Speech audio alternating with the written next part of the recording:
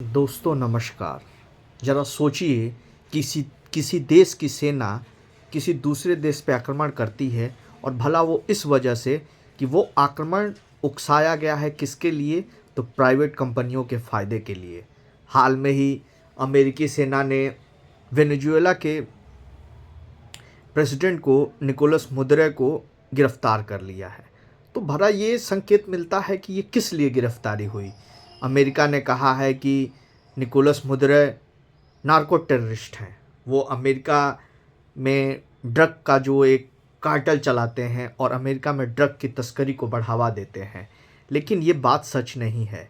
वो वहाँ पे हमला हुआ है क्योंकि वेनेजुएला में विश्व का सबसे बड़ा तेल भंडार है और अमेरिका की जो प्राइवेट कंपनियां हैं उस पे गिद्ध की तरह नज़र लगाए बैठी थी कि किस प्रकार से बहाना बना के उस पे ये काम किया जाए। और अमेरिका की ये नीति पुरानी रही है, चाहे वो इराक का हमला हो, चाहे वो लीबिया का हमला हो।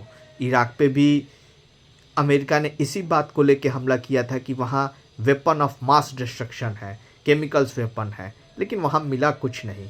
उसी तरह लीबिया में भी उन्होंने ये ऐसा किया था और वहाँ भी कुछ नहीं है। और जब जब अमेरिका ऐसी नीति को क्रियान्वित करता है तो वहाँ की वो उस देश की पूरी अर्थव्यवस्था को तबाह कर देता है।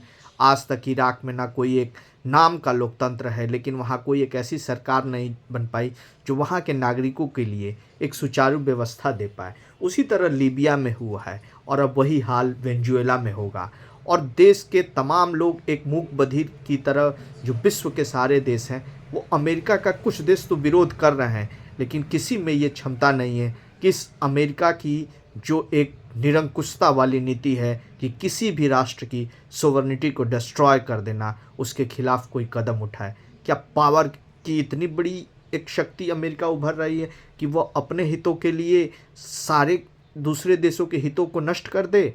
अमेरिका ने अभी कहा है कि हम ग्रीनलैंड को भी कब्जा करना चाहते हैं, जिससे हमारी सिक्योरिटी, लेकिन वो कब्जा करना मकसद नहीं है। ग्रीनलैंड में रेयर अर्थ मेटल्स का 25% है, ये जो इस समय चाइना का दबदबा है और चाइना ने वहाँ काफ़ी इन्वेस्टमेंट किया है।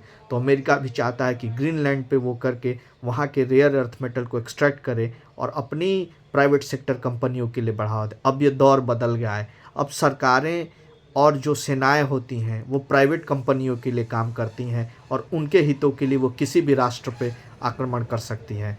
जरा संभलने का दौर है और विरोध का दौर है, क्योंकि यदि नहीं रोका गया तो किसी भी राष्ट्र की संप्रभुता न बच के रह जाएगी और न कुछ रह जाएगी। ये ध्यान देने वाली बात है।